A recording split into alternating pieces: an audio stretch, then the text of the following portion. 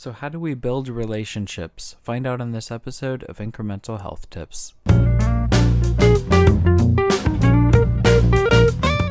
Welcome to IncreMental Health Tips. My name is Jared, and as always, I'm joined by my co-host Liz. Today we're going to be discussing how to build relationships, and particularly we're going to go over Dr. John Gottman's marriage tips. And just a little bit of background before we get into it and before Liz talks about these tips from a therapist's perspective. Since 1973, Dr. John Gottman has studied what he calls the masters and disasters of marriage.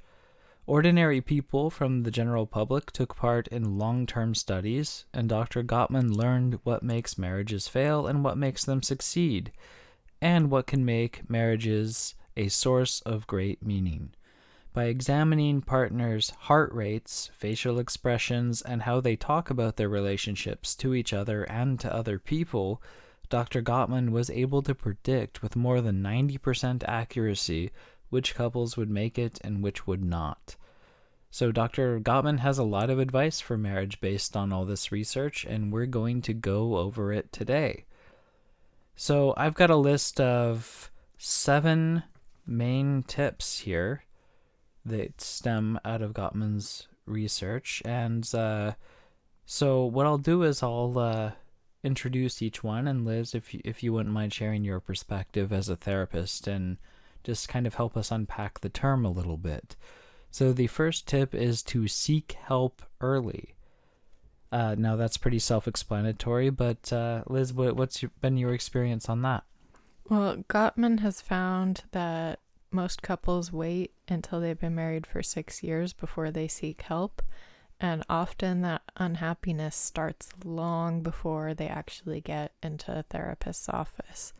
So the sooner you come in for help, then the easier it is to work with and address the problem. If someone's waiting, maybe they've been married 6 years and they've been unhappy for 5. That's a lot of time for resentment to build up and to just become angry. And when someone's got a high level of resentment, then you have to work through that, go through a period of forgiveness before you can move on to where you can enrich the marriage. Now, I think it's pretty intuitive that we tend to understand and accept this medically, that obviously any sort of type of disease that's found sooner is more easily treated and addressed. So the same would be true here, is what it sounds like to me. Well, there's also preventive work that can be done. Couples that get pre-marriage counseling are more likely to have a long-term marriage and to have a successful, happy marriage than couples who don't get pre-marriage counseling. So that idea of early intervention, being proactive, a lot of people think, people don't go to couples counseling until they're on the brink of divorce. But if you go in before you're at that point, then it's a lot easier to focus on things that are going to strengthen your relationship instead of working through the resentment and anger of a couple that's on the brink of divorce. Okay, so tip number 2 here is to edit yourself. So what does it mean to edit yourself? So some people have the philosophy that if they think something, they should say it. But generally speaking in life, if you say every thought you think in your head, it's not going to go well. It's important to take some time and think through, how is my partner going to hear this when I say it? How is it going to come across to them? And to consider, is there a way I can say it that they'll be more receptive to it? And even maybe consider, is it helpful to our relationship and towards resolving this issue for me to say this at this time? Or as well, so often you can change how you feel just over a matter of minutes.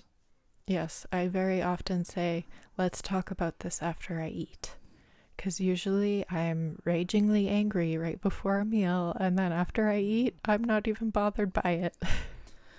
It also depends on the meal, but all right. And so tip number 3 is to soften your startup. So what does that mean? So the way that you approach starting up the conversation can make a big difference. So let's say there's some chores that weren't done. You know, if you come into the conversation saying, "Why didn't you get this done?" that's going to put someone on defensive a lot more than, "Hey, I appreciate all these, all the 5 or 10 different things you did today. I noticed you didn't get a chance to get to this. Thanks for getting done everything you did." And just give them a chance to respond. They're probably on their own going to say, "Yeah, I'll get that tonight or tomorrow," or whenever they're able to do it. Well, in my professional experience, I've at times had people working working to where they reported to me, and one of the things I found really helpful was to mention to them, "Hey, it's okay, but next time, could you?" And this way, it's a much softer start into the conversation because you're not blaming them, you're not criticizing them, you're just asking them to be mindful of it in the future. Yeah, I find if someone feels like they've failed at something, they're much more likely to become defensive. All right, so tip number 4, we've got to kind of move through these just given our limited time. But tip number 4 is to accept influence. So can you talk about that?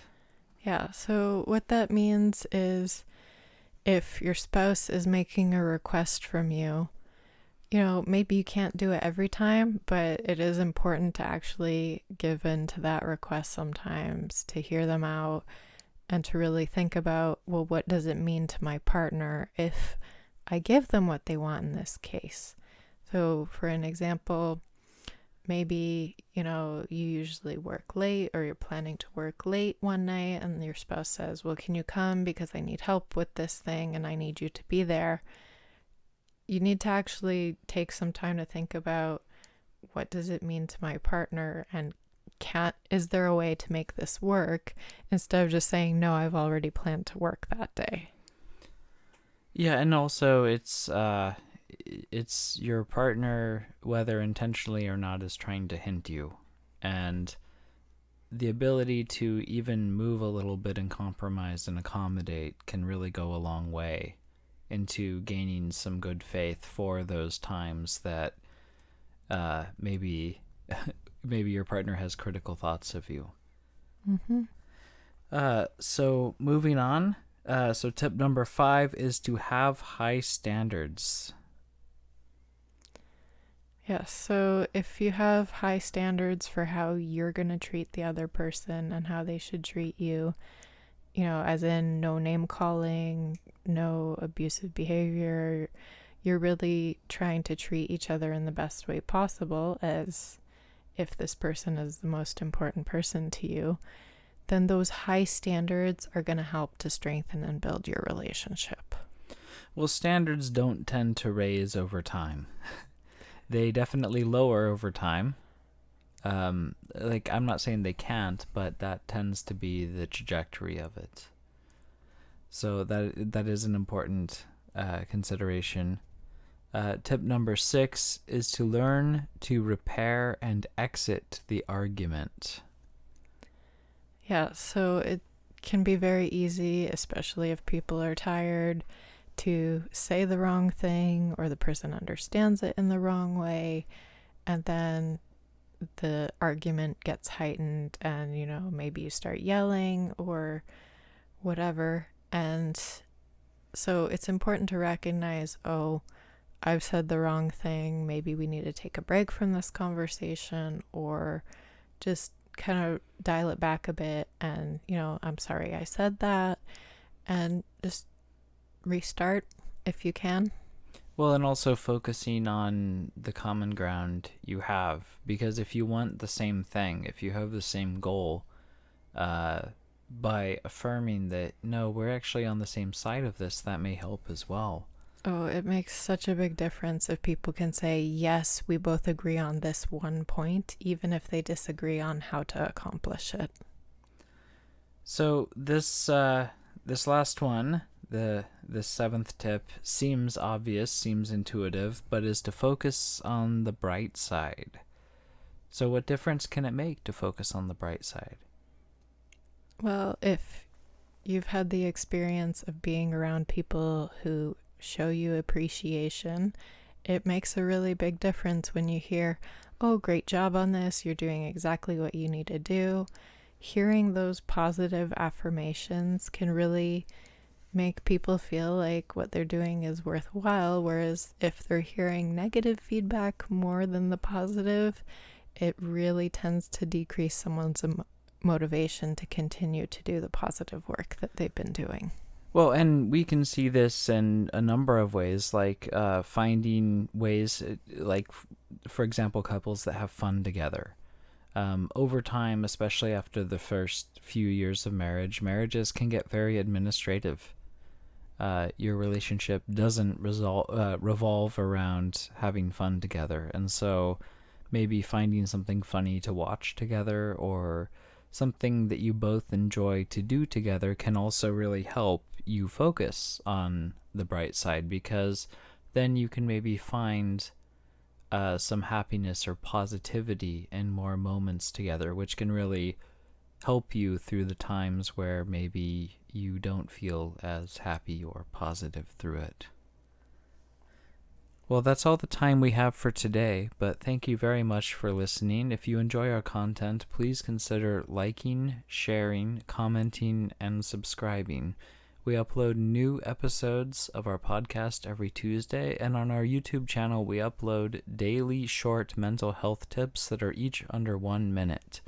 Until next time, remember that small steps can lead to big changes. We'll see you next time.